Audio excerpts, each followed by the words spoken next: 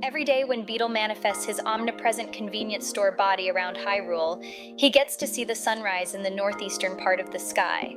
After a long day of rejecting Vo at the gates of their city, the Gerudo get to catch the sunset in the southwest corner of the desert. Myths and legends buried in the sands of time conceal the secrets of the ancient world. Today we embark on a journey not just through our world, but through the legendary landscapes of Hyrule. Join us as we uncover a universal mystery. How and why did ancient cultures align their structures with magnetic north?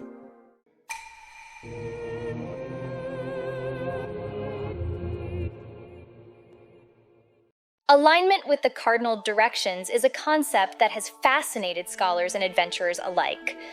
The Zhou dynasty, the Mayans, the Egyptians, and countless others share this intriguing practice.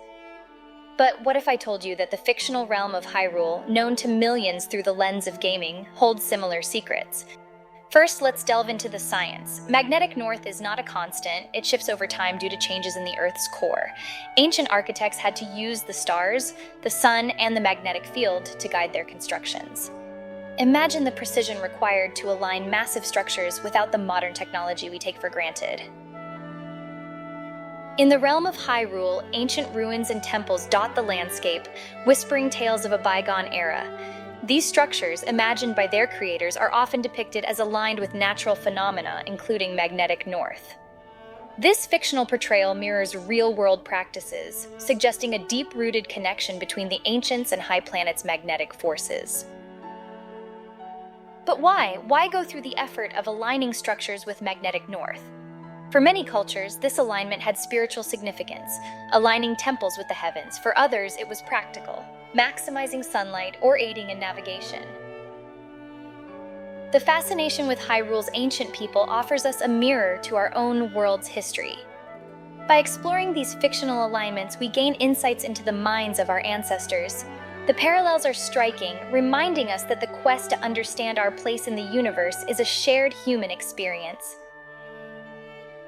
The legends of Hyrule, though born from fantasy, reflect our own world's mysteries. The alignment with magnetic north, a practice shared by ancient cultures across the globe, speaks to a universal human connection with the Earth and the cosmos. As we uncover the secrets of the past, whether in reality or in the realms of fantasy, we continue to weave the tapestry of human knowledge and imagination. You might be asking yourself about the differences in true north versus magnetic north. True north is also known as geographic north. On Earth, this refers to the direction along the surface towards the North Pole. True north helps to simplify the process of cartography, while magnetic north eases navigation. Both can be used together to understand solar cycles for things like stars and the changes to magnetic north over time. If we wanted to understand the chronology of Hyrule under the hypothesis that the ancients aligned things to magnetic north, how would we go about it? The key here lies in measuring the rotation of structures in Hyrule to look for patterns. Before we can really measure rotation, we need to establish a control. To achieve this, I'm going to treat true north as 0 degrees. I'll explain more about why later on. Next, we need to establish magnetic north in the present. To do this, we measure the path of the sun across the surface. Measuring the sun's path in Hyrule, we can observe that it transits overhead at roughly 30 degrees clockwise based on true north. That transit also includes a slight angular tilt, which will become more important as we go on. This puts magnetic north in Hebra, which provides a plausible explanation for why it's colder. The angular tilt of the sun away from Hebra also means that at midday, when Hebra gets the most sun, it's still further away from the sun than anything else in Hyrule. This provides us with a plausible explanation for why Hebra resembles a frozen wasteland, while the inhabitants of Lurelin Village get to enjoy subtropical weather. On to calculating rotation. To get the complete rotation, we start at true north and measure clockwise rotation and add the current magnetic north offset. To demonstrate, let's look at the Great Plateau Temple of Time. Starting from true north, we can see that it sits at 10 degrees, adding the magnetic north offset, we get a total of 40 degrees. With that out of the way, let's look at the rotation of major structures in Hyrule. A quick note first though, from here on out, I'm going to simply refer to rotational measurements as RU, rotational units, for the sake of brevity. The Wrist Peninsula Basin ruins sit at a whopping 210 RU, with the hilltop ruins right above at 190 RU. Kapiki Drift's ruins sit at a respectable 160 RU. The ancient columns vary the most for a single site, with structures resting between 100 RU to 95 RU. The Gerudo Desert holds a few different measurements, with Kara Kara Bazaar at 80 RU. The Lightning Temple and Gerudo Town clock in at 75 RU. Finally, the Seven Heroines site comes in just under Gerudo Town at 70 RU. I don't know about anyone else, but all these measurements have me feeling a little tired. When I feel tired, I like to recharge with an ice-cold Lon Lon milk.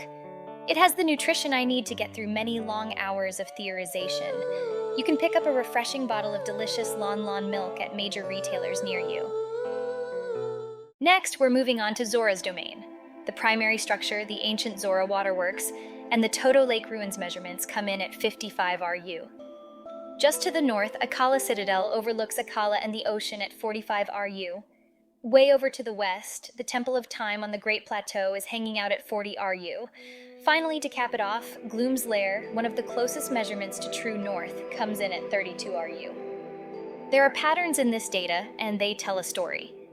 Before we dig in, I want to call out that I'm excluding buildings aligned to true north as well as contemporary structures. Without concrete data, it's hard to derive the age of a building aligned to true north. In the case of contemporary structures, like houses or shops, they may be built in specific locations based on personal or community needs or according to the terrain available to a population. Recent Hylian structures often sit slightly offset to true north, and building materials are pretty similar at different sites. We can see cobblestone, brownstone, and high-precision brickwork. Gerudo structures are typically built with sandstone. The limestone ruins across Hyrule have a high amount of variance in terms of their rotations, but still maintain somewhat similar rotations overall. Even these patterns have their own patterns. The most rotated structures are limestone, and we can easily observe that they are incredibly weathered. The thing to know about limestone is that it's very stable and that it can take millions of years to break down in subsurface conditions. Processed limestone can still last for tens of thousands of years, even in harsh weather.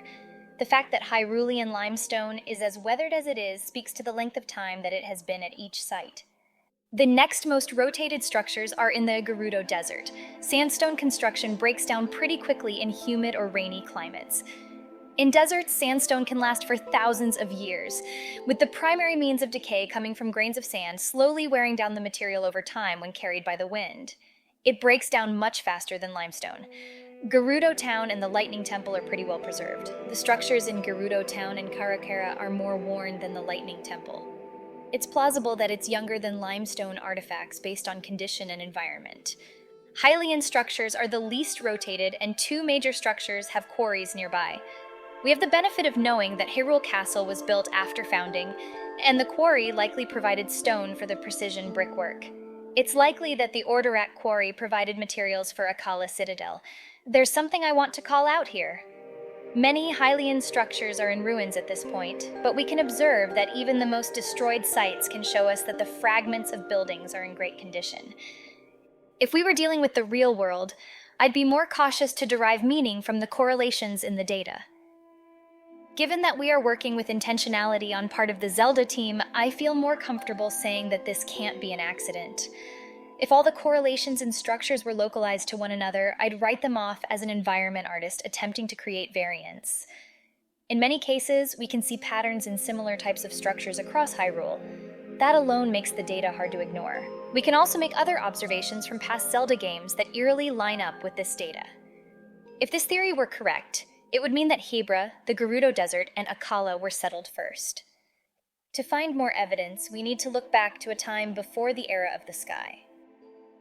Once upon a time, a group of skilled pirates sailed the ancient sea. One such pirate loved what they found so much that they turned their observations into wallpaper. Skipper's Retreat shows us a world covered by water. The land at that time was separated by water, leaving the most habitable zones to the east and west. During the events of Skyward Sword, we explore Faerun, the Lanayru Desert, and Death Mountain. We can observe that Lanayru Desert and Faerun have undergone quite a bit of development. To the east, we have the elaborate Skyview Temple and the Skyview Spring, situated in what we now know as Akala, because the Skyview Spring still exists in the region. To the west, we have the advanced Lanayru mining facility that we know was present for several thousand years before the events of the game. It's unfortunate that we don't get to explore prehistory Tabantha. It would be interesting to know more about the region. We do, however, have limited data to support that Tabantha was settled pretty early on. Modern Tabantha is the same area as the Castor Wilds. By the time that the events of the Minish Cap occurred, we know that the Wind tribe had settled the area before departing for the skies.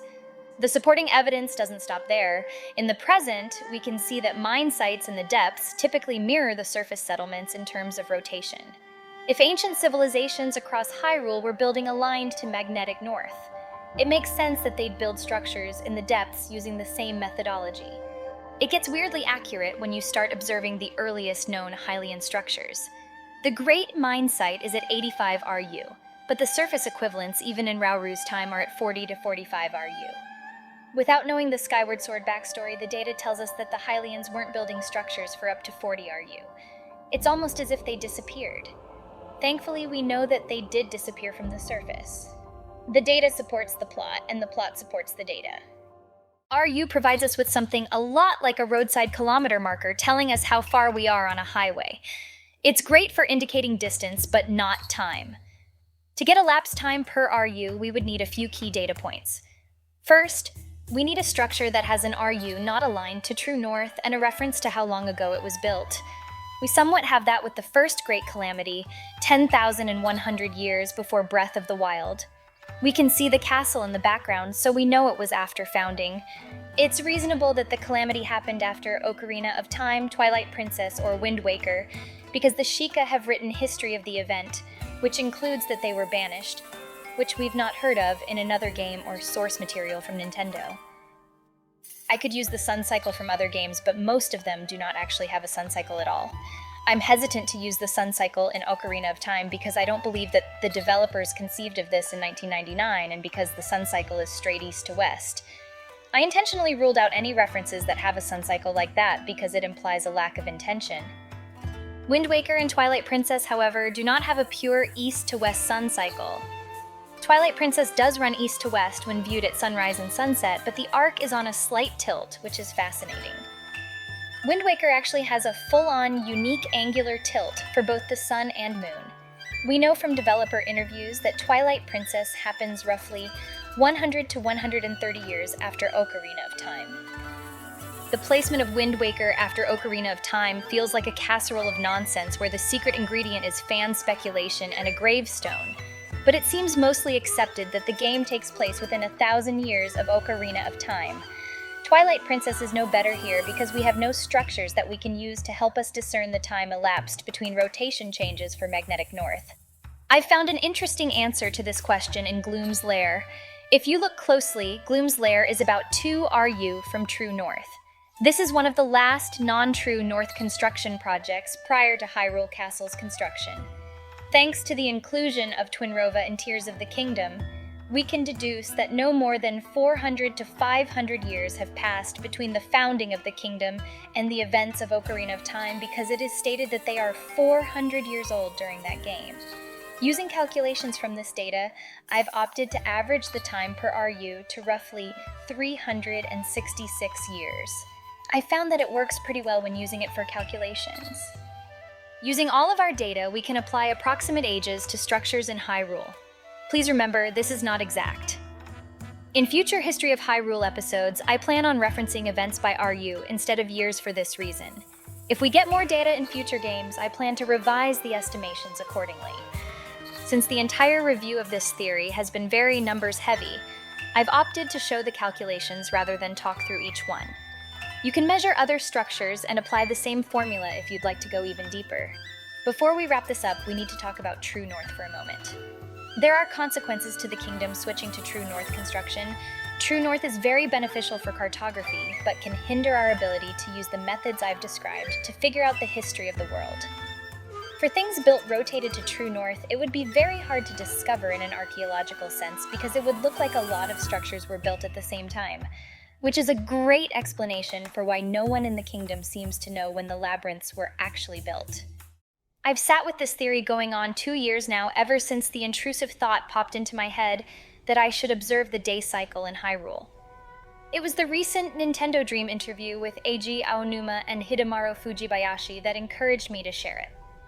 In the interview, they made clear that the answers to many of our questions could be found in the artifacts of the world. Knowing that they intentionally put things into the world for us to try and answer our own questions is pretty amazing. I'm of the opinion that it is not a mistake that the tree age estimation of the Great Deku Tree comes up just short of 10,000 years old. I don't think it's a mistake the hydrology of Hyrule appears to follow the real-world formations of rivers and lakes. I've been working with a dear friend on hydrology simulations, and I plan to cover that soon as well. It's clear to me that they built this massive world for us to explore, and I'm ever appreciative.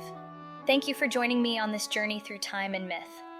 I've enjoyed sharing the intersection of science and entertainment with all of you, and if you'd like for me to cover more topics like this in the future, please subscribe and let me know your thoughts. I would love to hear from you. Until next time, keep seeking, keep wondering, and keep researching.